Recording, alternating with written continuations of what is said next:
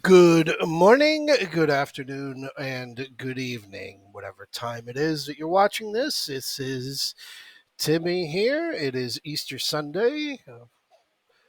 Enjoy for all of those who celebrate. And I'm going to be pretty direct here and go right into this because everybody loves this 3 day weekend, so we're not going to waste any time. 2 weeks. 2 weeks we have gone through here with a trading range which has been absolutely abysmal. On that note, had a fantastic opportunity to speak with a new client, new member, new club member over the weekend, focusing on the SPX spreads. First week, absolutely amazed. Made some of the best money he's made in months, all because of how we're taking care of these SPX spreads. And when you have a trading range the way that we have had for 2 weeks, all it does is make you go absolutely nuts if you're trading calls and puts only. Got to kind of have some other tools in your tool belt. Spreads are always going to pay for you. So, anyway, here we go. 4 weeks, 4 green weeks. I want you to say that. Say it with me. 4 green weeks. 4 green weeks. Now, let's say this: one, two, three, four, five, six, seven, eight, nine. 9 trading sessions since we have had a visit to minus 1%. Intraday or closing below, 9 days since we've had a visit to minus 1%. And that last day was when we went down there to that 3909.16. That was the last time. And then we went into this 2 week go nowhere. Twice we visited plus 1%, but we have been here in this absolute nowhereness for now 2 weeks.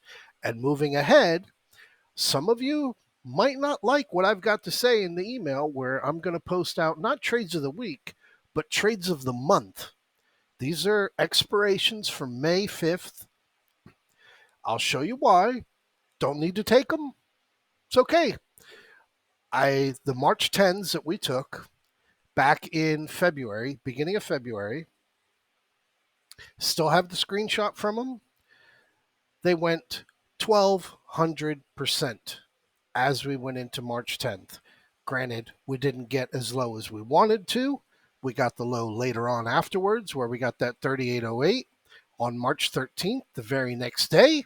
However, trades did work. So last week, being that it was a 2.82 point week from the close to the open, it brings reminders to me of December, where we had 4 red weeks in a row.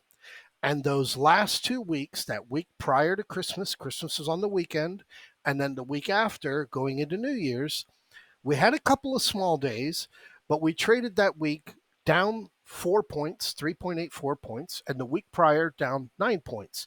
And I caught a lot of shit because I was calling for the Santa Claus rally. I was calling for the Santa Claus rally to come in. I like this 37.95. I like the 37.64. Over the course of that month in December, we had 336-point range. I liked it. I liked it. I saw it. I saw it. I liked it. It didn't come. And I caught a lot of shit, especially from Alabama.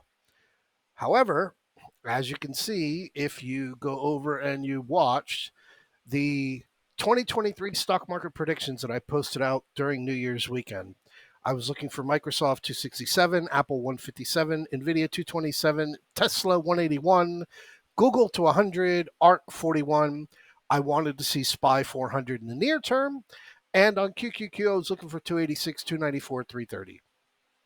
Sticking with QQQ because it has been the only significant move all year. This is your year to date. Year to date, you have 8 stocks that have done all the work. 8. And that's your heavyweight. You can look over here. This is your year to date on everything else. You have absolutely nothing taking place. So going back to March 17th, when we were getting that bullish crossover on the QQQ, and I was being pretty clear about it, how They were not going to waste it. We were going to be looking at a very strong move to the upside, and that's exactly what we wound up getting. We wound up getting a move over here to 321 so far. We're still shy of that 332 over there from August, but you got to zoom out here and look at a little bit of a wider picture. Now, I'm scattering around a little bit as we move around, but here's the Dow. Okay, here's your daily on the Dow. And as yes, you have had a fantastic move up from that March low. You can very clearly see here that this is not a bullish scenario. You're overbought over here on your daily.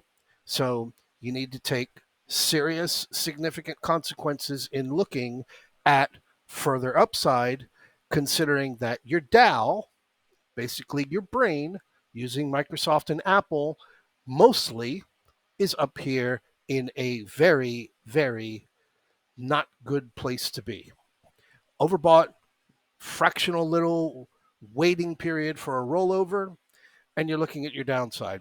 Now, here is your NASDAQ. Here was your crossover. Right over here on the weekend going out from March 13th, your bullish crossover, your significant move to the upside over here on the NASDAQ. Everything looking hunky dory, everything rosy. Your SPX, big overbought as we got into that 41.33. Nothing committing to move to the downside as we had, like you saw, your 2 weeks of going absolutely nowhere, nowhere, nowhere, nowhere. We have not had any kind of range. When we've had a gap up of 28 points, we traded 31. We had a gap up of 20 points, we traded 25. We're not having any kind of significant move. And again, at that 4100, you don't really need to be a rocket expert to zoom out to see where that is right here at this 4100, but I'll show you when we move on to the other charts. IWM. IWM is knocking on the devil's door, and down here in this 169, 167 area, you're pressing your luck over here on this 161. You're already breaking down below the 2018 highs, but at the end of the day there on Friday, they used the IWM more than anyone else in that final hour to make sure that the SPX could put that fourth green candle in. This is not a happy scenario with IWM. Crude oil, stable. Regional banks, still a lot of trouble. Now we look over here on your SPX on the weekly. And on your weekly, it's not so much that you have a sell divergence, not at all. It's not so much that you're overbought, not at all. However, you are over here at this 4100 area, 4105, need to be very well, respected as to where you are, and I'll show you a little bit in a bit. You've got your 3950 right under there, and then you've got your 3855 down there below, and I'll show you again how that fits in. Now your NASDAQ, very overbought, fractional sell divergence considering these two different highs. And again, over here at a very significant spot over here on the 13,000. You're looking at 12,200 down to the downside. If we can break that 12,200, then we are undoubtedly looking at much lower lows. But I am not being bearish in any way, shape, or form, simply looking for us to have a dip. So again, focusing here where your trouble is, and that is coming off of Tesla 50%, Microsoft 21%, Apple 26%, Meta 80%, Google, Amazon. That's your weight. NVIDIA 85%. All of your chips over here. You want to go out there and start saying, it's the chips, it's the AI chips. You should turn on CNBC and just trade whatever it is that they recommend. Whatever they say that they're bullish on, go buy it. Whatever they say they're bearish on, go short it. You don't need to pay attention to how the video game works. You have no need because you've made your decision. But we have CPI coming here on Wednesday. And we also have the FOMC minutes coming on Wednesday. Okay, this is Wednesday of this week.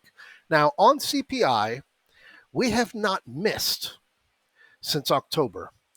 And when we missed in October, everybody knows what happened. We missed in September, but October was a hell of a lot worse. Since October, we have not missed on the report. Everybody else is missing. Germany's missing, the UK's missing, they're hitting 10%. And here we are going month over month talking about, yeah, we're pretty good. We're pretty much right in line. You're playing bullshit. Anyway, CPI days. Here was January CPI day. Again, it wasn't a beat, but it was not a miss. Fractional grain day. Here you go. Again, February 14th. Not a miss, not a beat. Fractional day, traded flat. And here you are in March. Not a miss, not a beat. Different scenario as to where we were. And here you go, which is where we had that big drop down to that 38.80, the first little dip. So now that we are here, we can now start to move on to my charts.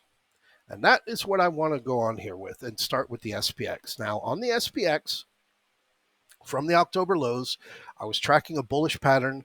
We have been bullish since October. Since October, everybody that's been around has seen all of the emails being bullish, talking about 4,100, 4,200, 4,200, 4,300. Way back in October, we were talking about it.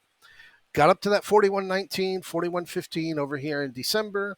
We did not hit that 100 extension.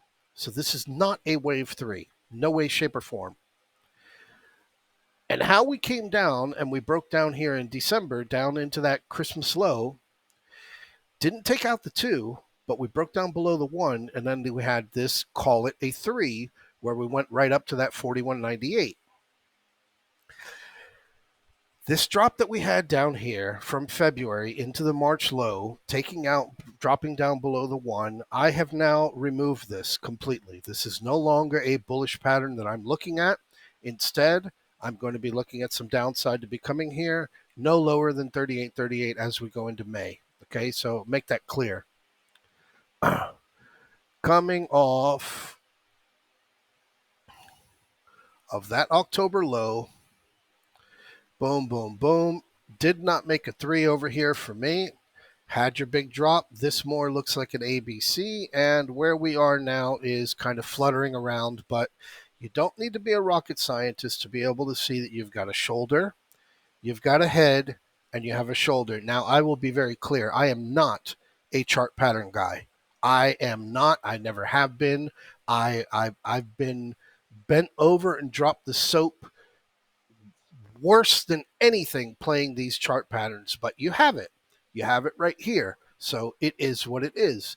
You don't need to really zoom out too much to see that you've got this falling trend line coming off of your all-time highs and your March highs. But again, not being a trend line guy, being more of where is your video game pivots? Where is everything? And again, here, because we have a 6-hour chart, these lines look as if they're lining up. Once you start to zoom in and zoom out, they start to not line up as much. Here's your daily. As you can see, looking on a daily, it looks as if we've already broken out of that pattern. But where I want to focus here is how you've got your big 41.36.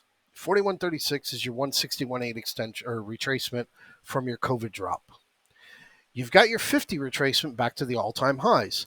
And this worries me a little bit, a tiny little bit, that over here in February, we broke to that 41.55, halfway back to the all-time highs, which from a very zoomed out point of view, you could be looking at this being your A wave down, and this was your B wave up, and that's all that you're going to get.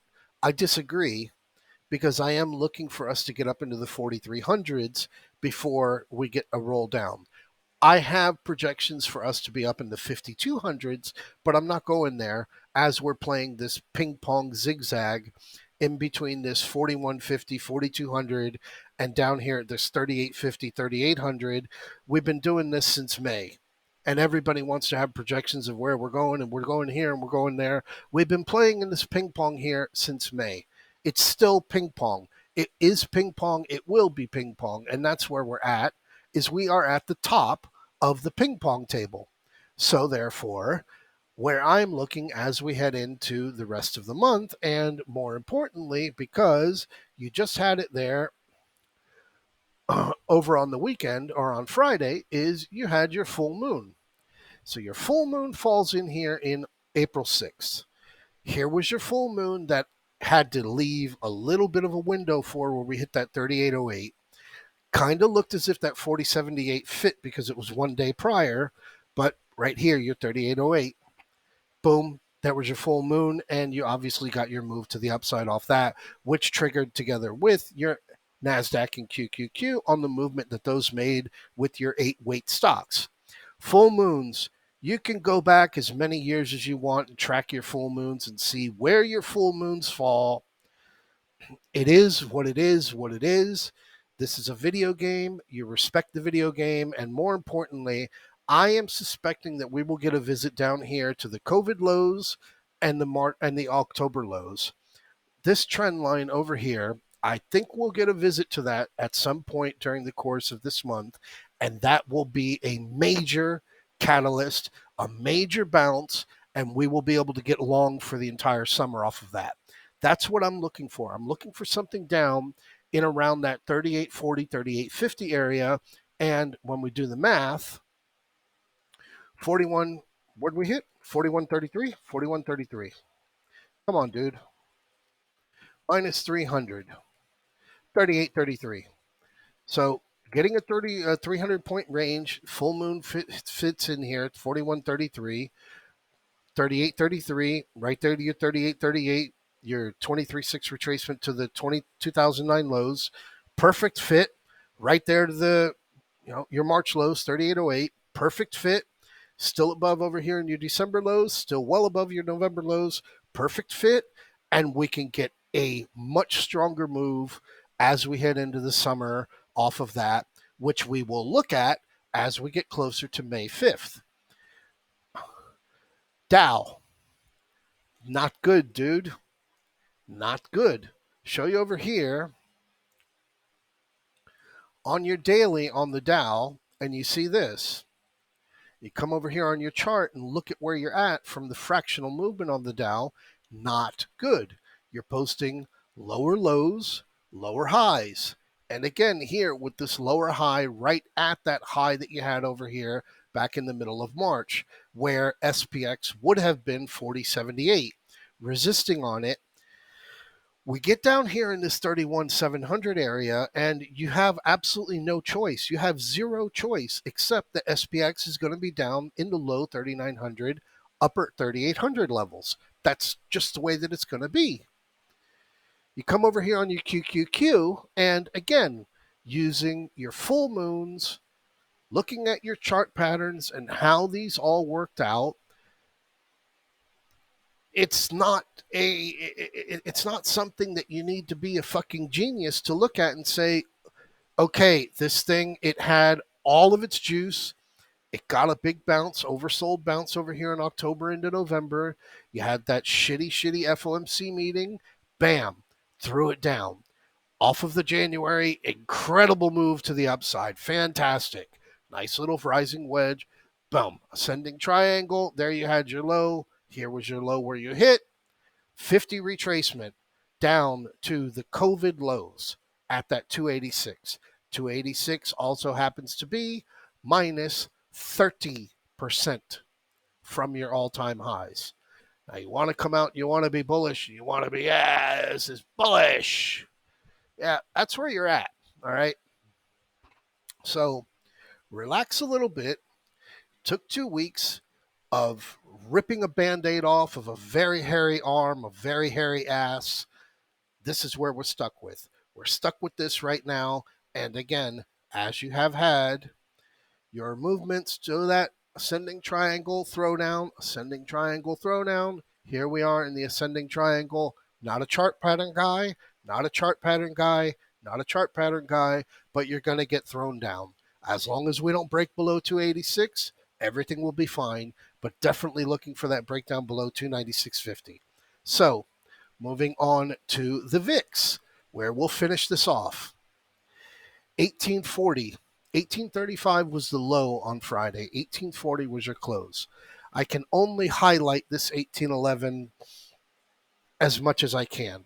I can't highlight it any greater than that. Looking here at a very wide time frame so that you can see where this 1811 is. And again, being over here in 2021, I need you to remember that we were bullish, we were bullish, we were bullish. After we hit that July low, and I could actually move this, and again, not being a trend line guy or anything, but we could move this, bring it over here, and there you go. I mean, you can see where you're at from a trend line point of view, and just come into a zoomed in view. And again, you had your 1816 here. This was back in the beginning of March where we posted that fucking high, and then bam, you had a visit to the 30s. When you get a VIX in the 30s, you saw in the emails I sent out, that is some scary, scary shit. So that was why I said, even though we were short, you need to be really careful up here because we got a 30 VIX. Came up to that 2884 a couple of times. And since that, where we should have gotten a rebound here, instead, we went into 2 weeks of going to sleep with absolutely no range. And when you talk about no range, again, using all the tools that you have at your disposal, SPY traded 60 million volume. 1, 2, 3, 4, all week last week. You had that big 111 on the end of the month, but you've traded absolutely no volume here in the past 2 weeks. And so you have your VIX down here at 1811. So rather than talking about it over here in the video, I am going to post in the email a couple of trade ideas that I have, debit spreads, as well as some put ideas heading into May 5th. You don't want to take them, don't take them. You want to watch them and wait until we actually bottom out, get a good opportunity to get in a really nice long, go right ahead. But I will share these in the email, and I am looking forward to having a very strong April for the VIX and a very, very good buying opportunity sometime later in the month, perhaps prior to earnings, but I think earnings are going to be a complete piece of shit. An example for you is Tesla. Tesla cut their prices for the 5th time this year on their cars. What are they coming out with a new model? No. When you're cutting your prices on your cars, it's because you're scared fucking shitless that people aren't going to buy your cars anymore. 5 times in the course of this year. We're 4 months into the year, 66 trading sessions. So lighten up your load, clear off your desk. It's been 2 really shitty weeks. The market's not moved. We are due to get that minus 1% day. And by trading that minus 1% day, an example here, minus 1% for tomorrow, just looking here really quick, would be 40.6397. So when I go over